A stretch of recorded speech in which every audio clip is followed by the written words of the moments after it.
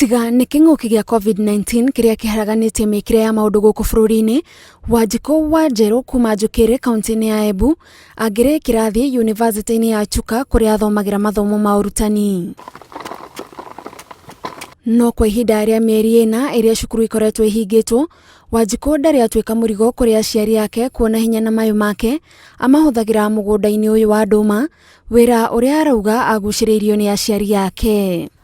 My mom nĩ wambĩrĩirie kũrĩma nduma na with time ngiona nĩena income ĩratũ sustain mũciĩ, na kwarĩ na mũgũnda mũnene ona andũ gũkũ matiarĩ maendũcĩte ũrĩmi wa nduma mũno. Kwa ihinda rĩa mĩaka ĩrĩ, Wanjiku akoretwo akĩnyitanĩria mathomo na ũrĩmi, na rĩrĩa arĩ cukuru akoragwo ehokete mami wao kũmũhingĩria mabataro ma agũri ake. Friday ndarĩkia irathi nĩnyenũkaga kũrorereria mũgũnda Saturday na Sunday, na rĩu hingo ĩrĩa ndĩraketha ngoragwo mbangĩte mami akanũgamĩrĩra rĩa ndĩtevo na nginya akandũmanĩra mĩrigo kũrĩa ĩrendekana. Thutha wake kũheo ha kũhanda nduma nĩ aciari ake, ekire ũthuthuria na akĩgĩa na ũgĩ wĩgiĩ ũrĩmi, ũgĩ ũrĩa ũmũteithagĩrĩria gũtigĩrĩra nĩ agĩa na umithio wa igana kwa igana. Mweri o mweri ngoragwo ngĩbanda na mweri o mweri ngoragwo ngĩketha.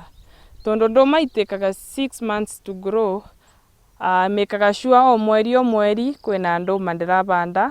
Tarĩu ndabanda January ngamenya igakethwo end of June. That end of June I replant in the same portion ngaiketha rĩngĩ December mwisho.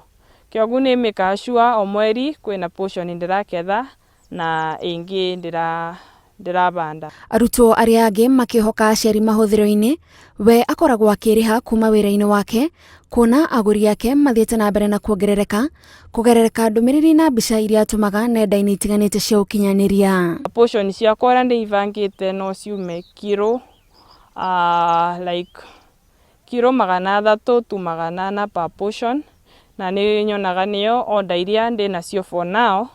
Na rĩu ngakorwo mbangĩte mũthenya fulani tarĩu Fridays tondũ nĩrĩo ngũraga ngamenya portion ĩno nĩ ngũrũ na ngũmĩkũra yothe vamwe tondũ nĩ ĩkũmeet supply ĩrĩa ndĩrendeka. WANDUMA ta ũrĩa ũĩkaine gũkũ Njukiri arauga akumĩtie ũrĩmi wa kĩmerera kuona arĩmagĩra hakuhĩ na rũĩ, na ũyũ nĩ ũmwe wa maũndũ marĩa matũmĩte agĩe na agũri mamwĩhokete. Nduma itĩkĩragwo fertilizer na pia itĩbubagĩrwo, kĩoguo rĩu production cost ĩgakorwo ĩndĩ biũ.